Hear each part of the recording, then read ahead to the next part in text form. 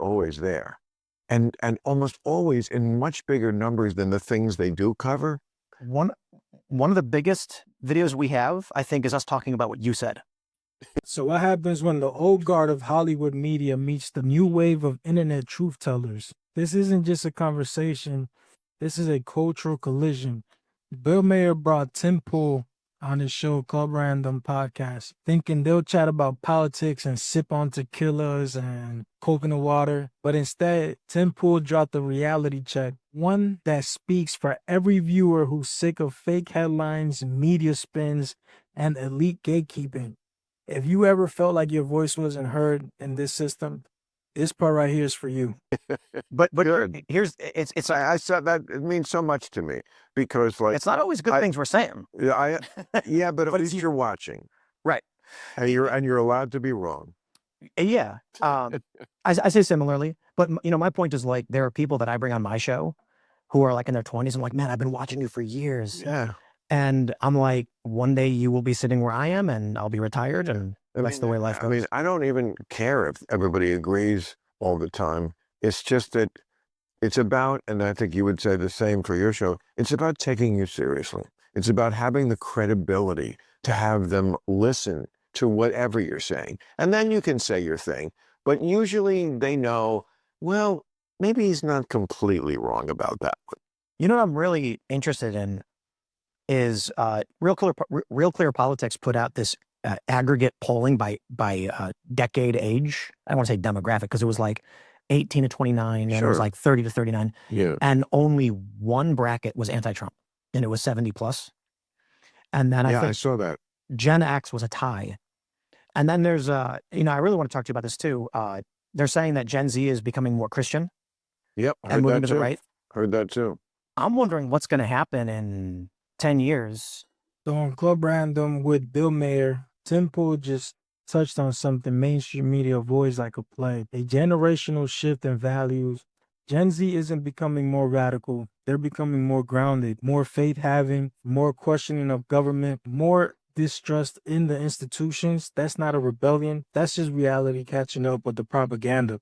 The boomers are going to be moving on, passing on. I'm not trying to be crass, but it's true. Or retiring. You could say dead. They'll be dead. Yeah. And what happens to politics in this country? Not me, haters. Bill's going to live forever. Fucking haters and clickbaiters. The pot and the booze is going to make you young. I mean, What do I look like I'm at death's door? No, you look pretty good. I mean, do I act like it? I've never missed a show except the two they forced me to miss when I had COVID. Wink, wink. They forced me because, of course, I could have contaminated, and the entire city could have died. I think I would have died, to be honest. You what? I got real sick. Pussy. Yep. And then Joe Rogan saved my life. How? So- Ivermectin? No, well, technically. So I had called the hospital because my temperature was low. So Bill Maher and his hypocrisy, he admits that he got sick, but with COVID, but then he starts joking around like the restriction words, like they were nothing, like it's all comedy now. But back then, people were just getting canceled for just even asking questions. Like Tim Pool just stated, Joe Rogan saved his life, but I feel like Joe Rogan actually did more than that. He actually saved the truth telling. The media just wasn't getting it wrong. They were hostile to everybody who even dared to be right too early. And I was shaking really bad, and I was like really bad pain. I wouldn't say the worst pain I've ever had. Okay, why are you in such bad health to begin with? Because unless you're in bad health to begin, I was fatter. that's it. I always said that about COVID. Who does it Thank kill? Fat people and very old people. I'm sorry, but that's just the truth. That's just the truth. No, obviously it could kill anybody and blah, blah, blah. And we should protect, and we should, the most vulnerable. But that's who it killed. That's what bugged me about, like, all of our medical profiles are unique. That's why I don't like one size fits all diagnoses. They were banning people off social media, shutting down anybody who brought it up. It was a weird time, and it still is weird. And I don't know. So what are you going to do if you quit the game? What are you going to do? Be a farmer? Be a rancher? Yeah, maybe. Well, so I'm not. I mean, Really? it's not just about that. There's people who, they have livelihoods here. They've moved to the area, the Maryland, DC area. But it's, the conversation I've had with Allison is I could stop doing the nightly show, which currently it's typically the second biggest live stream news. It's the biggest live stream news podcast, but Steven Crowder is bigger than us, but he's comedy news. If we want to lump it all together, we're number 2. And we both feel guilty about saying, stop doing this show with a massive audience so that we can go and have, like, we're rich. We can go do whatever we want. We can just go skiing whenever we want. We can fly to South America and go skiing any time of the year. We feel guilty about that. We both kind of agree on it. Why? It's so fucked up. Why do you feel guilty? I don't know. I think it's like we were afforded this luxury and comfort. Oh, for fuck's sake, get over it. Just enjoy it. Christ, you could be fucking in the hospital. Different. You could be in the hospital with leukemia or some shit. You're lucky in some ways. You also worked for it, and this is your fate, and you have it. And trust me, you're not going anywhere. You can go through these permutations in your mind, but at the end of the day, something on your shoulder is going to say, you know what? Let's make hay while the sun shines, and then we can go skiing in South America. Because, you don't know how long it's going to last, popularity. The more you get, the more you have in the bank. It's good. I mean, if you really skyrocket to ultimate sort of fame, people never forget you. I mean, look at Britney Spears. She hasn't put out a record in 20 years. I won't let it go. And people are still very interested. But I think that's going away. Like looking at everything you have, and you're talking about the Mets and all this stuff.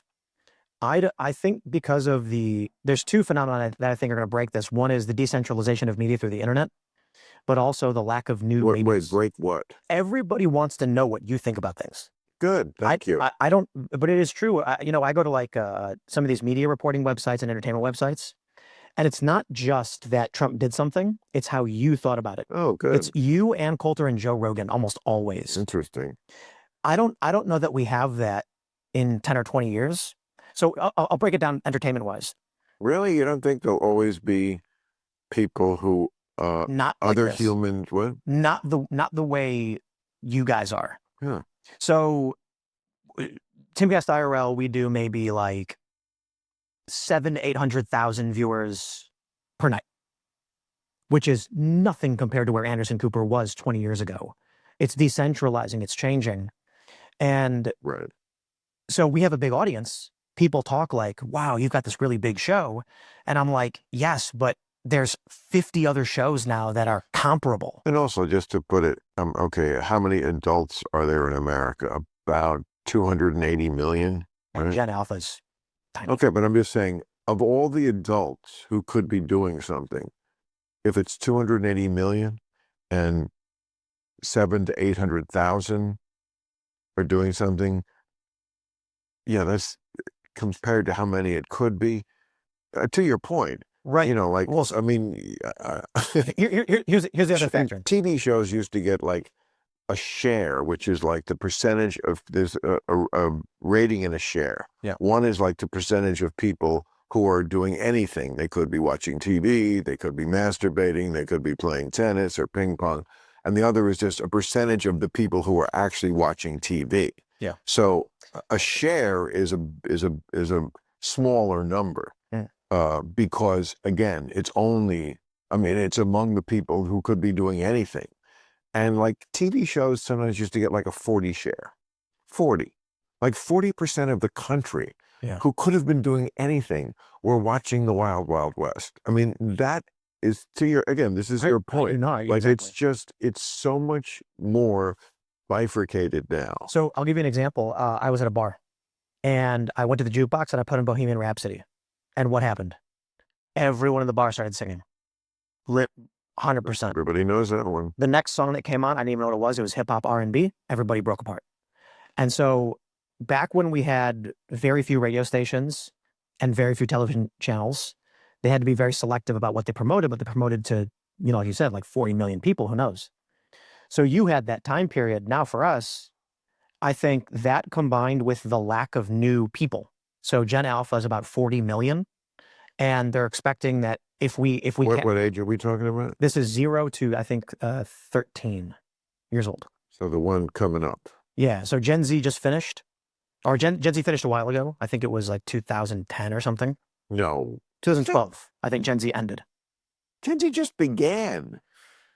Gen Z is like 97 to 2012, I think. Yeah. Gen Alpha is 2013 to 2025. Oh, okay, right. So we're going from when they're born. Right. Yeah, right. So we don't really count what they're thinking until they're at least a teenager. So Gen Alpha is 40 million. Right. It's expected to be between 40. So millennials ended at the end. They're like from 1980 to 1996, I think. Okay. Yeah, 81 and 96. It depends on which chart you use. Right. But there were 80 million millennials, and there were actually no, I'm sorry. And that's you. Yeah, 72 million millennials right now, 69 million Gen Z, 40 million Gen Alpha.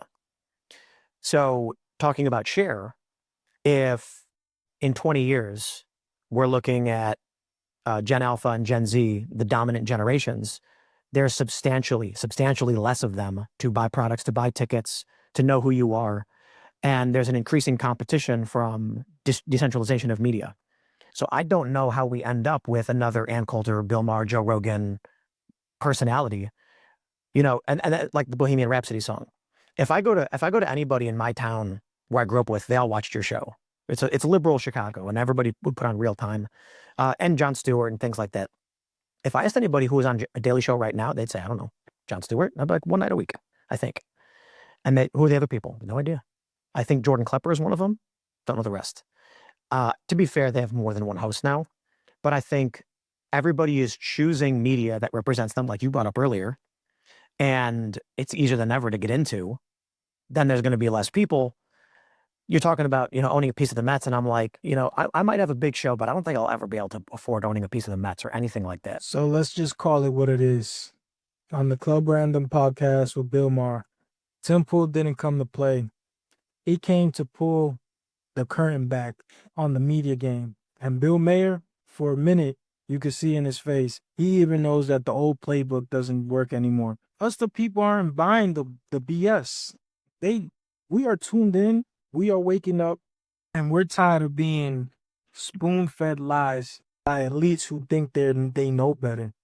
The new leaders. It's the folks keeping it real, saying the quiet parts out loud, not those playing dress up on cable news. So if you're tired of the lies, the lectures, and the legacy media circus, this is Unfiltered Nation. Hit that like and smash that sub button. Well, I doubt if they're going to sell it again. I mean, it was a rare thing. It doesn't happen often in sports when a team sells a chunk of themselves. The Mets were in very bad shape in 2010, and they sold 40% of the team to a select group of investors. That doesn't happen. Billionaires sell the whole thing to each other. They don't sell little pieces of it. But the Mets were so fucked up that they were being sued by the Madoff survivors because the ownership of the Mets, and they were lovely people, but they were apparently very in with Bernie Madoff, and so they were, and again, this is the New York franchise. New York. This is baseball. There's nothing more Americana than that in New York, and yet they could not attract investors. I mean, when I got it, I was like, I can't believe that I got a piece of the Mets. Are you allowed to say what? Where are the